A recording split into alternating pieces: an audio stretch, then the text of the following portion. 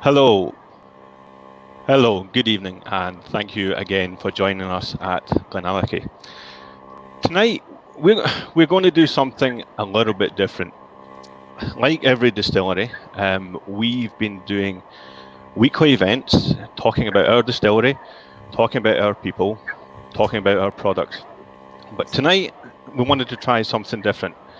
We wanted to speak to people on the other side of the table, speak to consumers, aficionados, people that are not directly employed by the trade, but people that have fallen in love with whiskey. All whiskey, not just GlenAllachie. And then went that extra mile, setting up their own groups, doing their own festivals, amassing collections, sending out samples. Basically, we just wanted to talk and engage with whiskey consumers. I hope you can all hear me. I hope there's not a little buzz in the background there. Apologies if that's creating any background difficulties. One of these days, we'll manage to master the art of the technology. So tonight, we want to speak, and this is the first in the series. We want to speak to whiskey connoisseurs and aficionados. Tell us about their whiskey journey, what sparked their love of whiskey. It's an informal chat. We'll see where the conversation takes us. There's very little structure. I would say we're making up as we go along, but yeah, that's probably about right. So on that note, I'm delighted to introduce our guest this evening and our guinea pig for this very first session, Sean Russel. Some of you may know Sean through some of the Facebook whiskey groups. He is a huge whiskey fan, aficionado. He's even named his dog after a well-known whiskey. So that's dedication. So what prompts someone to set up and be an admin on 3 social media groups with over 10,000 members? And these groups are purely devoted to whiskey, and not just any whiskey. They're devoted to sherry matured whiskey. So I think on that note, let's hear from Sean himself, and Sean can tell us more about his whiskey story and what drives him and his interest in whiskey. Sean. Thanks, David. Thanks for inviting me along tonight. I'm glad I'm the first one, being a guinea pig. So if it goes horrendously wrong, everyone after this can learn by my mistakes. So there's a few questions in there. So the first one is, what got me into whiskey in the first place? And it actually my earliest memory of trying a whiskey was when I was about 6 or 7 years old. My granddad used to drink Teacher's Highland Cream, with the big gold screw cap. And he was in his front room, and I think my nan was shouting at him in the kitchen and ordering him to leave the room and get out and help her in the kitchen. And he left the cap full of whiskey ready to pour into the glass. And I just went over to it and I sniffed it, and I took a dram, and my mum and dad were in the other room as well. And I was expecting to throw my guts up and head be on fire, but it was actually quite nice, and it was quite surprising how sort of creamy it was. And that was my very first ever sort of memory of trying a whiskey. And Sean, did I hear you right? Did you say you were 6-year-old? Yeah, but don't tell any of the NSP 16. You've got two young daughters, Sean. I hope they're not watching you tonight and hearing you confessing to that. They're over 6 years old. It's fine. 9 and 11. So I tried it, and then fast forward, I don't know, 25 years or so. When I hit sort of allowed to go into a pub legally, it was always beer and flaming sambucas, all the kind of standard drinks you drink and you cane when you're younger. And I didn't touch whiskey at all. And then what really got me into this kind of next chapter of my whiskey adventure was having children. And it wasn't the stress and the angst of having the kids and pulling your hair out. It was more about that I wasn't going out anymore. And I didn't really drink beer at home, the odd one or two, but I just thought, right, I've got kids now. This is quite grown up, so maybe I could find a grown-up drink to try. So I tried gin and vodka and rum and tequila and all those things, and I wasn't really that keen. And I tried a friend's whiskey, and it was a sherried Bladnoch, and it was actually really lovely. So I thought, right, that's it. I'll give that a go. And then luckily my office, one of my London offices, was very close to the Whisky Exchange. So I used to go in there at lunchtimes, and I used to speak to the manager to say, look, I don't really know anything about whiskey at all. I don't want anything too strong or fiery or peaty or smoky. What can you do? And he was amazing. So this is Duncan Ross from the Whisky Exchange, and he basically guided me at his own time and expense through all of the whiskies that they had on sale, the different styles, and allowed me to kind of like find my own route into what I liked. So because of him, I'm poor, and I've got this massive appreciation of, the spirit that is whiskey. And because of going through those different journeys of trying all the different things, I kind of nailed it down to the style that I really like, which is obviously sherried whiskey. And he introduced me to a few of the distilleries at the time where I was trying them for the first time. And I guess the rest is sort of history on where we are today with what I've created and what I've amassed and what I've tried. Yeah, a bit long-winded, but there you go. No, wait, Sean, we're here, as I said, the internet is awash with people talking, with trade people and distilleries talking. What we want to do tonight, and as I say, we're experimenting, we're making up. We want to talk to people who have fallen in love with whiskey, and that, right through from the drinking teachers as a 6-year-old, or let me rephrase that, sampling teachers as a 6-year-old, and it's interesting. I don't endorse that behaviour, and I don't let my children drink it either. Absolutely, let's get that on the record. Nobody endorses drinking whiskey at 6-year-old. But it's interesting you mentioned teachers, because of course one of the key components, teachers is a blended Scotch whiskey, but one of the key components in teachers was, of course, famous sherry mature distillery at GlenAllachie, which I think perhaps you've done a bit of work with off and on over the years, or very much fallen in love with their whiskey. Sean, you've picked 3 whiskies tonight. We'll come back to talking about the Facebook groups and your journey, etc. But you've picked 3 whiskies for us to try tonight and to talk us through. What have you got lined up for us tonight to try? So the 3 I've got tonight, the first one is the 10-year Oloroso finish that was done for the Danish market. The second one is the new 11-year-old Portwood finish. Mm-hmm. That's just come out fairly recently. I think the second batch has just come out. And the third one is the hand fill that's been quite popular, which is the 901037. So okay. I thought those would be quite a good sort of lineup to go through. Absolutely. So just a little bit of background information. So the GlenAllachie 10-year-old sherry, which you mentioned, Oloroso sherry, this was a limited production done exclusively for our Danish customers, our Danish market. Oloroso matured, 48 Oloroso finished, should I say. The Portwood is the 11-year-old, 48%. And you're right, Sean, this is our second release. And the third one you mentioned there, that's something a little bit different. That's a distillery exclusive. And I think when we come round to that whiskey, we'll maybe talk a little bit more about it.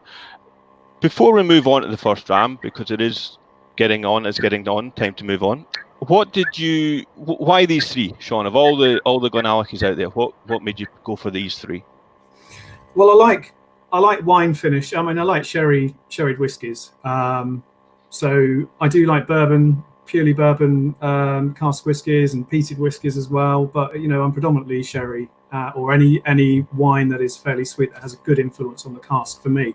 So these were 3 obvious ones. I would have done the 12-year PX actually, but I've killed the 3rd bottle of that, so I don't have any left. Yeah, that's why they're all sherry or wine finishes, and they tick all my boxes really. Yeah. Okay. I've just seen a few people coming in there. So hello, Finland, Derek from Artisan, and people logging in from England and all around the world. So yeah, we've got a few people here joining us, Sean. Okay, and on that note, for everybody that's watching, please do feel free to ask questions, because otherwise I'll run out of things to say. So please do ask questions even. So Sean, let's start with the first whiskey. I think you said we wanted to start with the 10-year-old. Yep. Take us through it, please. So I got to give a massive shout out to Michael Seindel, actually, because he sent me a bottle of this quite a while ago, because he wanted to get my thoughts on it. And generally, the whiskies that those guys pick over there from another distillery, GlenAllachie, have always been pretty good. So their cask selection and their vat-in selection is really good. So I would always trust something that comes out of that sort of neck of the woods. So thank you, Michael, for the bottle that you sent a while ago. This one in particular, I wanted to try it because it's, as I said, it's an Oloroso finish. So my notes that I wrote on it a while ago, it's not your standard sherry bomb looking whiskey. It's fairly light. I'd say sort of light to medium amber. But when you stick your nose in the glass, you immediately get two things for me. The first thing is you get this really intense sweetness that's come from the influence of the sherry. But the other thing as well is, what I've noticed a lot with pretty much all of the vatted bottles that I've tried from GlenAllachie is there's a signature fruity tone. So whatever Billy is doing with the different casks, and I don't know if it's the American oak or the virgin oak or something that he's adding to his vat-ins to create these core range bottles, it just jumps out at you as well. So to me it's a really nice, it's a pleasant change from the I wouldn't call it standard, but the usual heavy pure sherry bombs that you get. And this has got another dimension to it. So that's the thing that kind of jumps out at me. And also it's quite buttery. I mean, it's buttery. There's the sherry that's coming out. There's a gentle woodiness, and then there's another kind of element of sort of soft fruits, almost like baked apples, stewed pears, and then you've got raisins. And right at the back of the nose, as it fades away, I get this sort of light chocolate milkshake, which is really unusual. Mm-hmm. Now you say perhaps the power of suggestion. Yeah. It's interesting what you say there about the classic GlenAllachie. I can tend to pick up this sweet honey, butterscotch, toffee, a little bit of mint kind of runs through the heart of the expressions, and then, as you say, a little bit of cask influence, Billy working his magic, moving things around. You start to get different notes, etc., coming in. But shall we try this one? Yeah. Slash. Really, and thanks everybody for joining us. Yeah, cheers.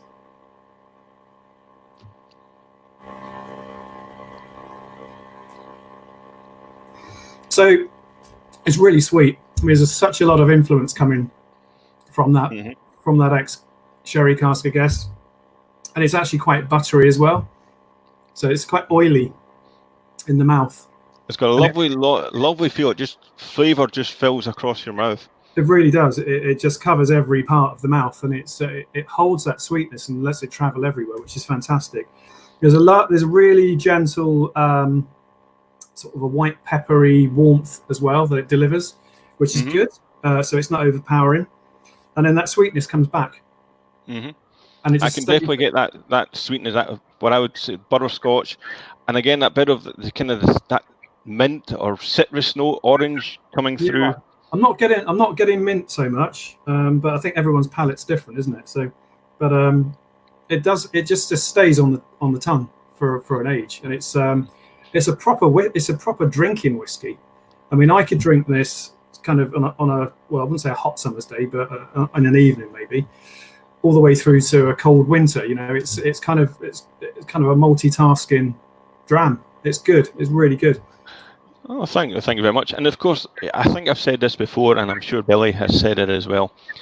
We make whiskey for drinking. That has been our mission, to set and make premium quality, affordable whiskey that is going to be drunk and is not going to be put away in collections or whatever. So I'm absolutely delighted to hear your comments.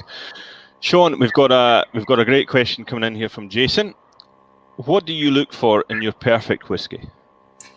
Hi, Jason. How you doing in the States? What do I look for in a perfect whiskey? I think it depends on the mood, really, that I'm in. The style I always go for is sherry cask. I don't know. It's a tough one because you can have something on a Tuesday evening and it'll be maybe a heavily peated whiskey, and it will tick all the boxes, and then you go on a Wednesday or a Thursday night and you have something at the other end of the spectrum. So it mustn't be too astringent. The alcohol mustn't overtake the flavour. If it's a single cask, the less influence from any sulfur or any kind of any kind of sulfurous tones tends to put me off now. And I think the more I've drunk of whiskey, the more susceptible I am to sulfur. I can pick it up quicker than I used to be able to. And it's got to be one that you don't want to drink straight away. You want to hold it in your mouth and actually enjoy it and savor it. So, yeah, I don't know for me if there is such a thing as a perfect whiskey, because it's you think you found the best one, and then moods change. Yeah, absolutely. Seasons change. What was your perfect whiskey last Friday? Might be something different. I have certainly noticed that myself. You mentioned cask strength, Sean, so let's get in there with a controversial question. Water or ice, or both, or none? Any opinion on that one? I know lots of people in your Facebook groups have plenty to say on it. What's your take? Do you know what? Yes to all three, dependent on the whiskey, the mood, and how you're feeling. I mean, I'll give you an example. I do use ice. And I'd probably only use it in one or two whiskies, but one particular whiskey that I would use it in is a Cavalan's Solist Manzanilla cask, single cask. And for some reason, if you put a slither of ice in that whiskey, it just blossoms. Water doesn't do the same thing, but the ice does for some reason. Interesting. Yeah. Generally, I don't put ice or water in whiskies, even at cask strength, but depends on the mood. But I would never say don't use water, because I think there's too much snobbery around people not wanting to put water in, and they say if you put water in a whiskey it ruins it. Well, that's fine for them. For me, if I want to put water in my whiskey, I'll put water in my whiskey. And sometimes it opens it up. That's very much my take, Sean. If it's your whiskey as an individual, if you want to add water or not add water, that is entirely your preference. For myself, I do add a little bit of water. The only reason I wanted to bring that question is looking through some of your Facebook pages. I saw it came up once or twice. Before we go back to talking about Facebook and your whiskey journey, there's a question coming in from Philip, and you mentioned there one of the Manzanilla casks. There's other sherry types. Probably the most common is PX and Oloroso, but there's Finos and so forth out there. Have you ever came across a sherry finish or a sherry cask type that you felt just didn't work? And again, I realise that's a subjective question. Yeah, it is very subjective, and I actually, you mentioned Fino. I've had a couple of Fino cask whiskies, and they haven't worked for me.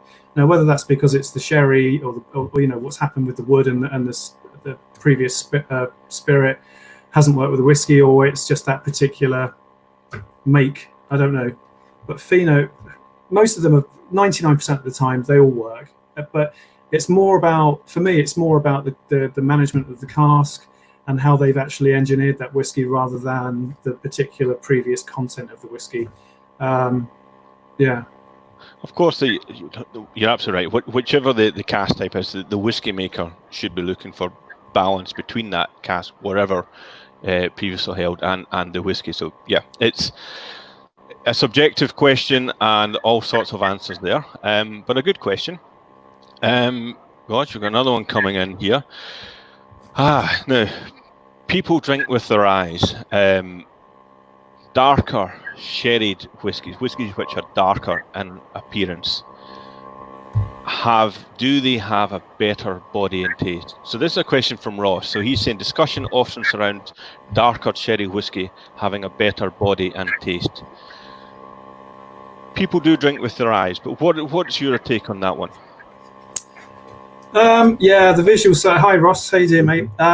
The visual side of it is massive. I mean, if you had two whiskies that taste exactly the same, but one was dark, one was light, and before you'd even tasted it, you probably gear towards the darker whiskey, because I don't know, it's a visual thing and a bit of a mental thing. I've tasted really light or lighter sherry, single sherry casks that taste incredible, and I've had dark sherry casks which have been horrendous. For me personally, I would generally go towards a dark cask purely on what's going on up there without even tasting it. I'm not always right though. I mean, sometimes they are pretty grim. You can get some nasty ones. But, you know, I would never rule out trying a light one. Just because it's light, it doesn't mean that the flavour hasn't been imparted, you know, the immense flavour and profile hasn't been imparted from the cask into that spirit. I'm not a scientist or an expert like you guys, but I'm sure you can explain what happens with the, with the colouring. Sean, I always just say all I do is I drink it and I sell it, and I love doing both. But when it comes to science, that's Billy's thing. And there's a very quick question from Ross. Hello, Ross. What's my favourite GlenAllachie? Well, Ross, it's a Sean show, but I'll quickly answer that. 10-year-old cask strength is always a go-to. But I think the recent rye finishes we've brought out, the 8-year-old Koval and the 9-year-old rye, which has just come out, are real. They've surprised me, and they're my go-to drinks at the moment. And I think that's interesting because I think the ryes are a bit of a lover or hate whiskies. But yeah, 10-year-old cask strength and the rye whiskies, Ross. So, Sean, before we move on to the next whiskey, we're talking about your journey. And you're taking us from your first, as a 6-year-old boy, getting in about your grandfather's whiskey, then up to later in life having children, and then spending more time in the house and rediscovering whiskey at a later age. What then moved from just being a connoisseur who knew what I like to actually getting more proactive and setting up Facebook groups? You know, I mentioned before, they've got over something 10,000 members. And they're a great resource online for consumers to research and find out more about whiskies. But it's a big step. What was the driving decision behind that? Well, first of all, I wouldn't call myself a connoisseur. I call myself an appreciator, because I am by no means an expert. But so the question: what drove me to create the groups? Is that what you're? Well, what drove you? What was the spark? To go from being an aficionado, or as you said, to go on, and they must be time consuming. Yeah, it is really time consuming. I think to learn the main reason I created, so the gas was the first page I created, and that was back in 2012. And the reason I did that was because there weren't any Facebook groups specific for GlenDronach which were outside of the official page. And the official page was run by the distillery, and it would come up with news and information about their product, but there wasn't much chatter. There wasn't much freedom to be able to talk to other sort of lovers of the brand at the time. So I thought, I know Facebook. I'm just a user. I've never set up a group before, so I thought, well, I'll try my hand at setting up a group. And it was quite slow to start with. So for the first year, I guess it was fairly slow. But because it was me that had set the page up, I made myself investigate the brand specifically against other brands. So I kind of spent, again, going to the whiskey exchange and Duncan doing his sales magic on me, but letting me try things as well. And I started to amass a bit of a library of what I really liked. And then because I could talk about it, because I had the experience of trying them, I could talk about it in a bit more detail. And then as the group started getting bigger, people started talking and buying new stuff. And then I would bring in, here's some online retailers that I've never even heard of before. So let's see what they can say about it. And all of a sudden, it just exploded. And it was great. So I'm a consumer. So from a consumer's perspective, it's fantastic because you get lots of people saying, hey, try this. This is really good. This might be right up your street. And then you'll get suppliers saying, well, we actually sell that. And then you put everyone in touch with everyone else. And you get this really good community. and it's a like-minded environment. So everyone is on there for that particular thing, and it just grown and grown and grown. And then because it was doing so well, I looked around on Facebook again, and there wasn't a page on sherried whiskies that I could find. So I created the Sherry Bomb page, which is distillery agnostic. It's not aligned to any particular distillery. It's any sherried whiskies, and that's gone really well as well. And that runs itself really. I mean, I've got the admins on both pages are fantastic. I mean, they're so kind and diligent, and they all love whiskey as well. So with the admin's help, and me sort of behind the scenes making sure it's running okay, and the interaction from consumers, from the trade, and from retailers, it's a hotbed of information for everyone, and they work brilliantly. And I think Facebook's actually, for me, it's been the best forum because it's a little bit more interactive. I prefer it over Twitter. And it's worked really well. Facebook's the only real social media I know. Billy, our social media guru, and I'm not joking, assures me that Instagram is worth a look as well. So I don't know. Perhaps you may have groups on there, and I'm not aware. Yeah. But I think what you're saying about Facebook, one of the reasons that I'm on it, perhaps I'm a certain generation, but there is that you can have a conversation. Someone can make a post about, for example, the handful, the 2005, and it gets a conversation going of what it's like and where people can buy it. So it's an education source, absolutely.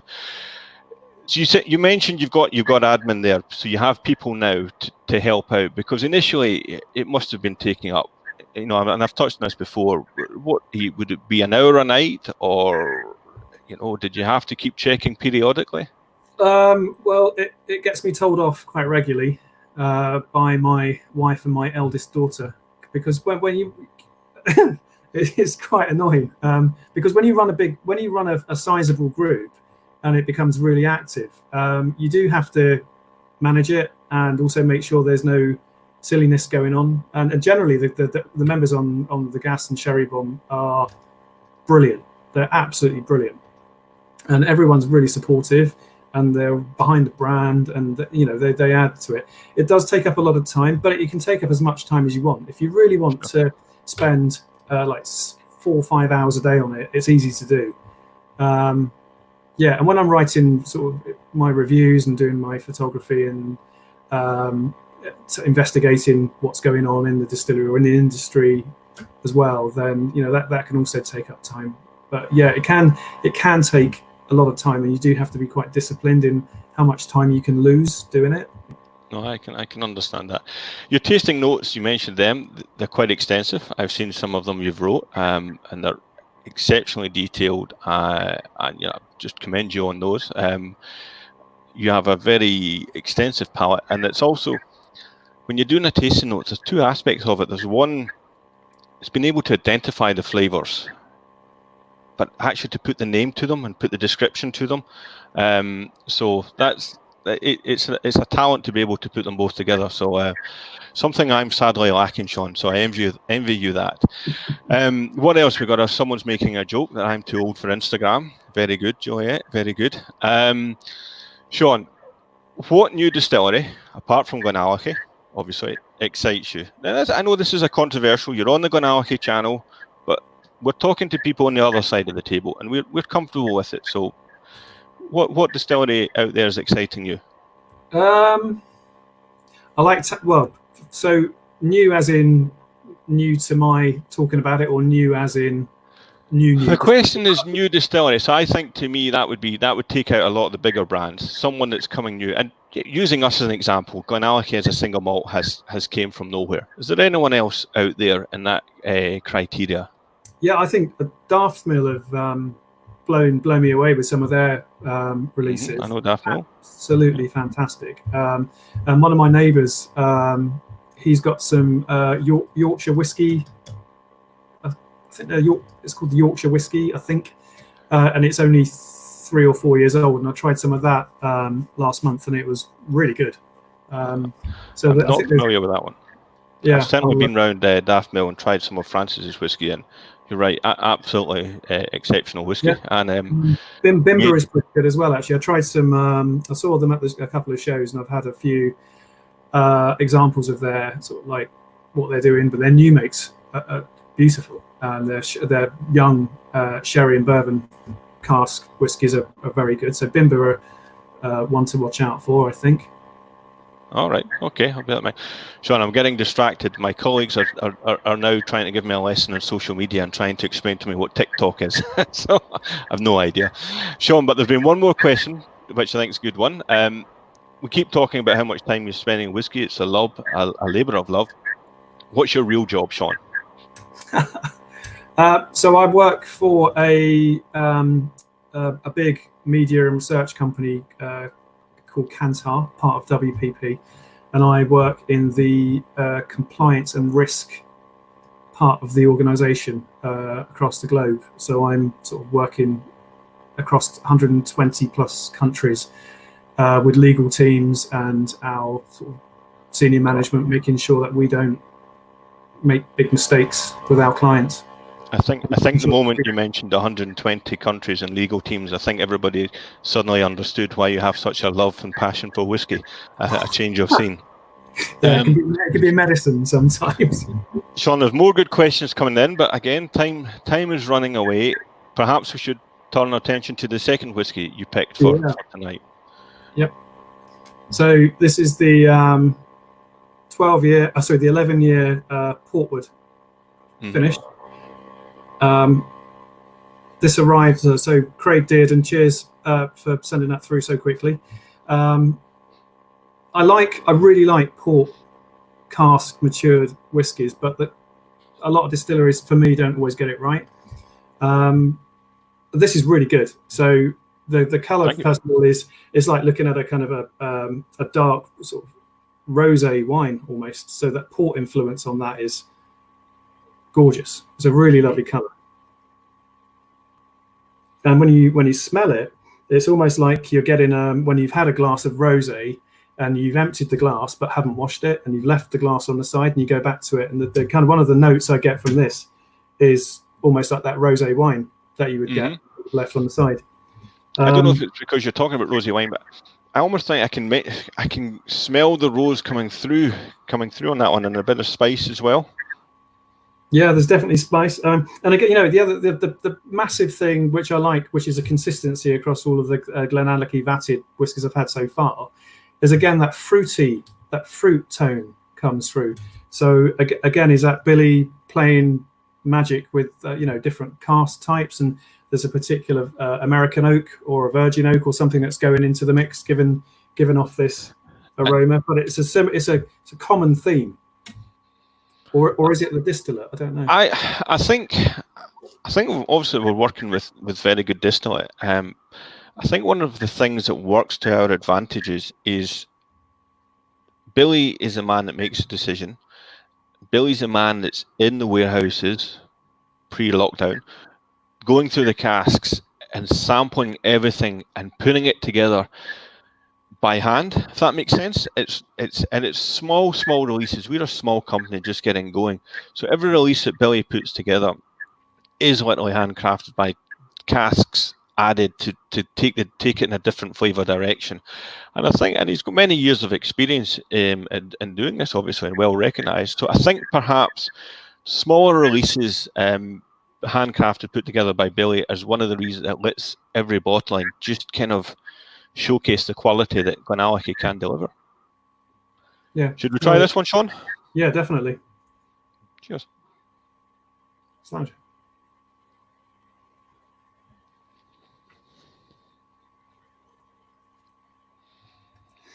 So the immediate thing is the sweetness again, and there's a spice that is held in with that sweetness. So it's like a spicy, almost like spicy toffee. And it's fruity again, and there's a gentle nuttiness that comes through for me as well. But there's damsons coming through. Yeah, there's definitely some sort of stewed stone fruits. Definitely. I'm gonna try a little bit of water on this one, John, just to see what it does. Yeah, I can do that.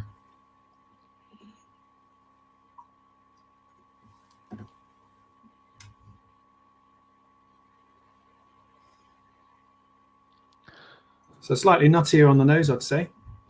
There's something else coming up. Yeah, it's definitely opened it up. That bouquet I mentioned about getting roses earlier on, it just came alive.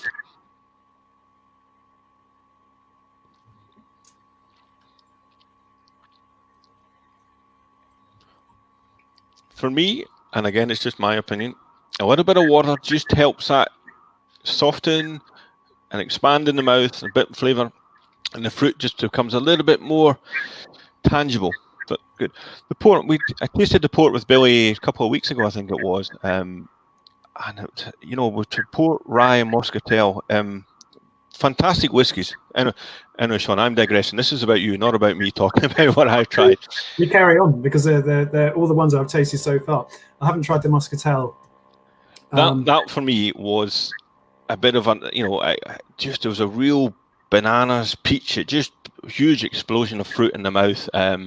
So that was an interesting one. Sean, a couple more questions coming in. Would you ever want to get into the industry? And bear in mind that we could in no way in hell could we possibly match what you get dealing with 120 legal teams.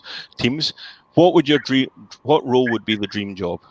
Well, I think not dealing with 120 countries is like a dream. So I'd be quite happy about that. Would I work in it? Yeah, I'd love to work in the industry, actually. Really would. I think when you have a passion for something and you work in the sector that you are passionate about, it's more enjoyable. What would I do? I don't know. Really. I have done tastings before. I've hosted tastings on my own in front of groups of people.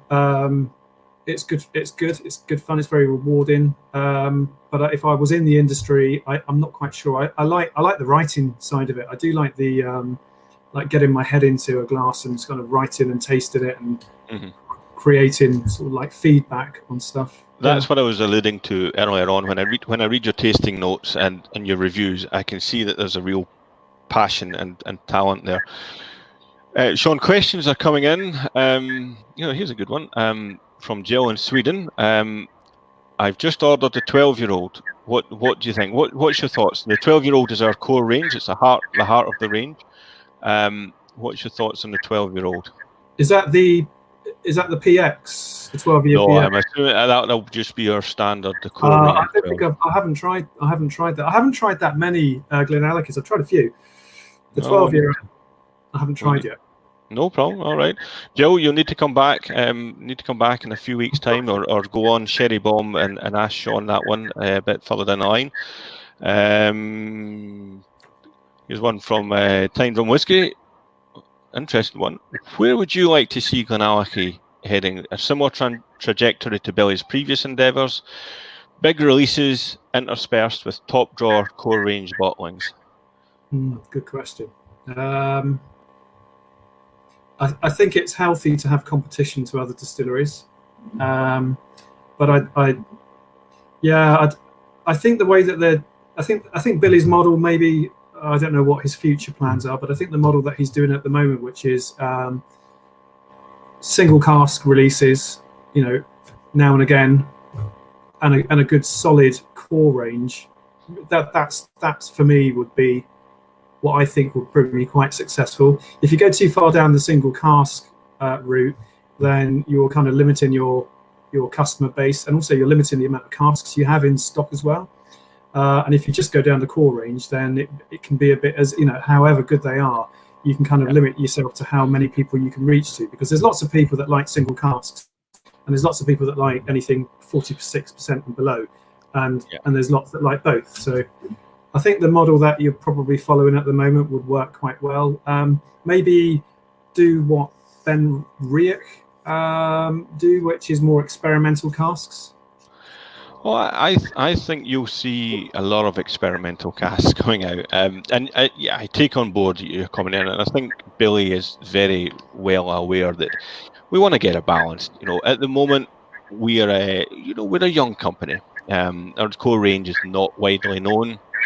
Probably connoisseurs, aficionados are more switched on to single casks, but you're absolutely right. We're trying to get the balance of bringing everything out that suits everyone out there in the market. but we're small, we're flexible. We can go whichever way our consumers tell us to go.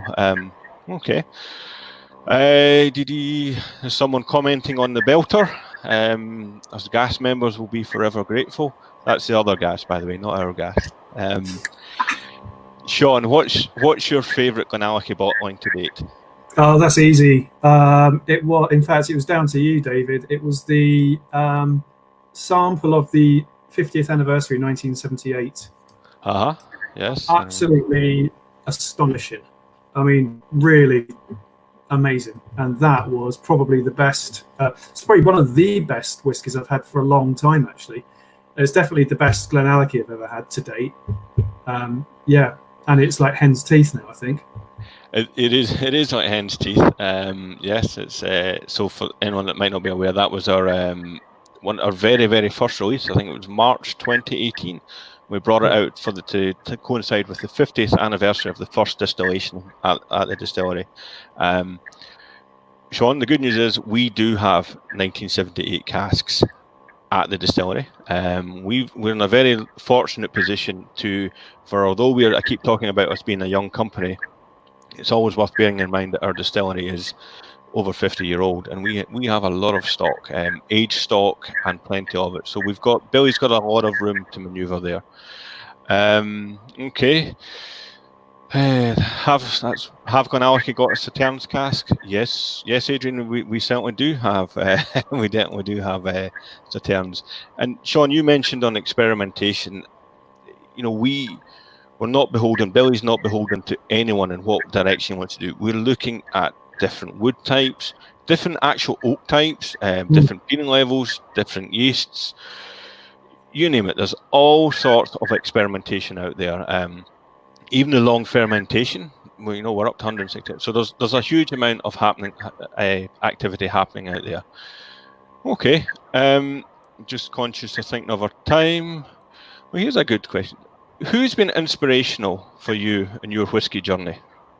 Yeah, that's good. There's a small number of people. So the first one I've already mentioned actually is Duncan Ross, because without and I know if this is probably the third time I've mentioned him now, but I think without Duncan giving up his time and his passion to sort of like show me different whiskies and explain to me how things work, I don't think I probably would have even created the first Facebook page. And I would actually say he's probably the most influential person in my whole whiskey journey. So yeah, he's amazing. And if anyone, so Duncan works for the Whiskey Exchange. If anyone's in London after lockdown and things are back to normal, and if you happen to stumble across that particular retailer, if you can find him, ask for Duncan. He's just amazing. He's like a Jedi of whiskey.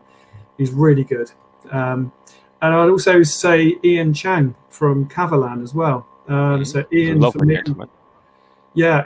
Ian was very giving with his time and his knowledge and his patience, and he's allowed me to try many things. He got me out to Taiwan a couple of times.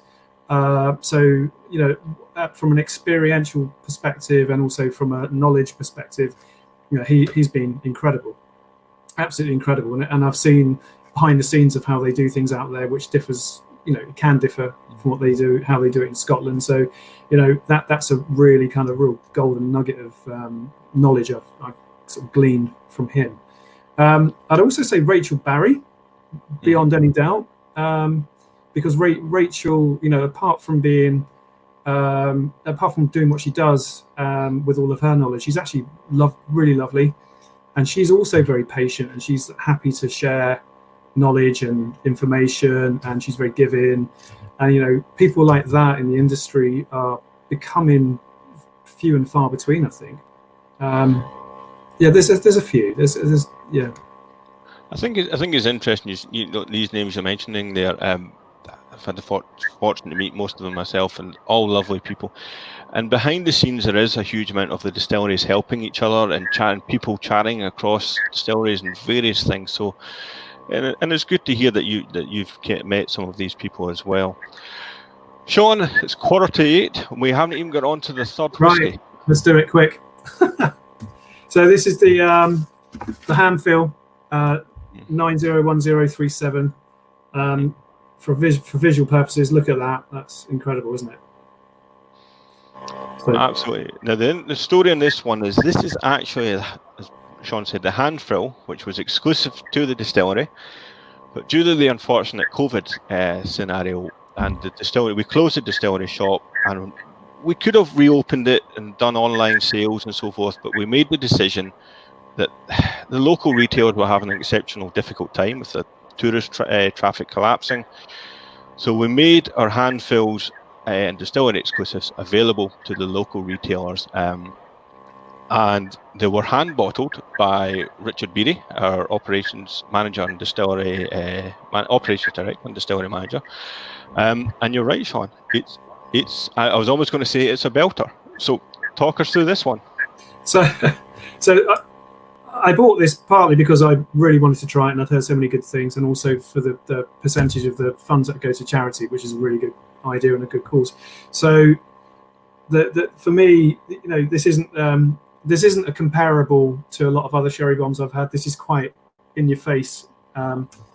Loads of sherry, loads and loads of kind of like nuts coming out of the glass, dark fruit and plums and raisins, and there's that woodiness as well. It almost smells quite dry on the nose if you can get that. Mm-hmm. But there's a sweetness as well. It's going to alternate. And on the actual palate, Slanger. I jumped ahead of you there, Slange. I mean, that's quite intense. So, it's huge punch in the face of sweetness. And then you get this immediate kind of warm, peppery, drying coating around the mouth. There's almost like a singed, like an overcooked or burnt, slightly singed toffee on the palate as well. And as it tapers away, there's a kind of a dryness and a nuttiness that kind of lingers on the palate, and then there's still the sweetness as well on the sides of the tongue as well. And there's also a kind of a very faint kind of milk chocolate that I pick up, a milk chocolate twang as well. But yeah, and this actually, we're talking about water earlier on. I don't generally put water in that many single casks, but this takes water beautifully. It really does. And then you get a whole kind of bouquet of new smells and flavors that come out with water. That's interesting, because sometimes you have to be careful with a sherry whiskey when you add water. You can almost, instead of bringing it alive, you can flatten the flavors. Yeah. And again, coming back to opinions, I was just thinking, I'm not sure if I'm going to add water to this one. What I might do is, I've poured myself a rather generous dram because I knew it was the last one. Maybe once it gets down a little bit, I'll add a little splash of water and see what direction that takes it in. Okay, well, we've still got a few minutes, Sean, so let's see what else questions we've got here. Your Facebook groups. You mentioned GlenAllachie there, Cavalan, you've got the Sherry Bomb, etc. In general, are the distilleries broadly supportive of your activity? Yeah, so Cavalan was hugely supportive, really, really, and because they were quite a new distillery as well, and they weren't big on the social media presence in the kind of the west, sorry, in the east. They were very supportive. GlenAllachie and Brown Foreman have been supportive. I mean, we've been able, I've been lucky enough to do a cask. Went up to the distillery, sat down with Rachel. I picked a cask, and with Mike Sharples from Abbey Whiskey, we were able to do that. And I think that's incredibly. I feel very humbled by that they kind of had faith in the group and faith in me to be able to do that. So I think generally, yeah, they are. I mean, we've done the pilgrimage as well last year, where we took 10 gas members to the distillery, and it was a really lovely weekend, behind the scenes, really good experience for everybody. So that's good. That's really good, and I think it's important as a consumer. It's important that the distilleries, we're spending our money on your products, but I think it's really important that distilleries kind of give something back sometimes, just to show their appreciation of of the support that they get. So I think that's all fair comment, Sean. It's as I mentioned earlier on about education. They're a good source of education and information sharing. And I think it's good that the guys you mentioned are supporting you, and hopefully we GlenAllachie support like groups. Always a challenge. It's always a bit of a balancing act for distilleries. You want to get involved and help and do things, but ultimately these pages and groups are not run by the distillery, so there's always you don't have ultimate control, and I don't mean that in a bad way, but it's a challenge. You want to engage as much as you can, but you've always got to just try and get that point of that you're not trying to influence directly too much, or and if also influence the conversation. You want people to have a genuine conversation. If they felt that it was a distillery page or influence, then perhaps people wouldn't be so open. I hope you get what I'm trying to get over there. Yeah, and I think you're right. It's a big balancing act. It really is, because I'm sorry, I'm just conscious of the time.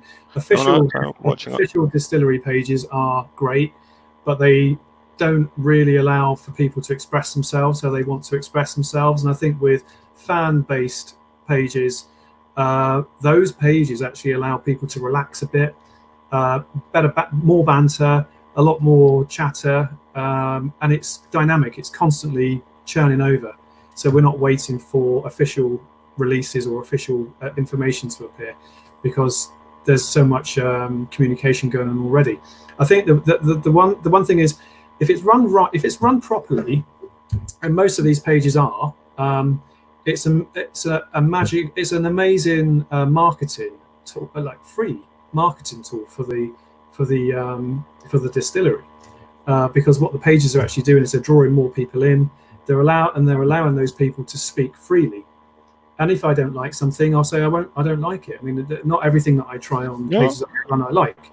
And I think you kind of have to be honest and not always say this is brilliant, this is brilliant, this is brilliant. Because if people, sometimes I've written about something in particular and it's sold, which is quite scary. But if it was something that wasn't very good, and I said you have to buy this, and it's sold out, then the reputational damage that can go with that is, it's not good, really. So absolutely. And I think for me as an individual, I want to see honesty. There's bloggers, and I need to pick my words very carefully. There are people and reviewers out there that you can perhaps tell have lost impartiality. But perhaps we shouldn't go down that conversation online. That's a chat for over a beer. One quick question coming in. Someone's asking, presumably, why is our 8-year-old Kovo rye so expensive? It's the same price as the 12-year-old. Gerard, just a quick answer to that. It's a quarter cask, so there's far higher evaporation losses, and it's more expensive to handle, put the vatings together, etc., and it's a higher ABV. Sean, we'll maybe get one more question from you very quickly. From Brian, what is your view of independent bottler expressions? Brilliant. Mostly they can be really good. If the independent bottlers have, if they're able to pick the casks themselves, then they can be absolutely phenomenal, but really good. If sometimes if the casks are picked for them, they don't always have control over that. But generally, independent bottlers are pretty good. Yeah. Good. Okay, Sean, thank you so much for your time, picking a fantastic selection of drams. I'm going to sip and savor this one all evening. We really appreciate you coming on board. It's our first session. We didn't know where the conversation would go. We've let you talk about other brands and experiences. We're absolutely comfortable with that. I've thoroughly enjoyed it. I hope our audience has, because thanks very much for everybody that's tuned in. And I hope you, Sean, personally, I hope you've enjoyed it as much as I have. We need to be cautious of our time, because we need to, of course, go out and clap for our care home workers, the key workers, and all those who are still out there grafting and keeping the economy going, sometimes in challenging conditions. Next week, we're going to be joined by Derek Mather of Artisan Restaurant. And again, it's going to be a low-key, informal conversation. Derek's claim to fame, of course, is he has a collection of whisky of something like 6,000 bottles, and 2,500 of those are open for sampling in his restaurant. Now, I don't know if that's a Guinness World Record, but maybe we can ask him next week and find out.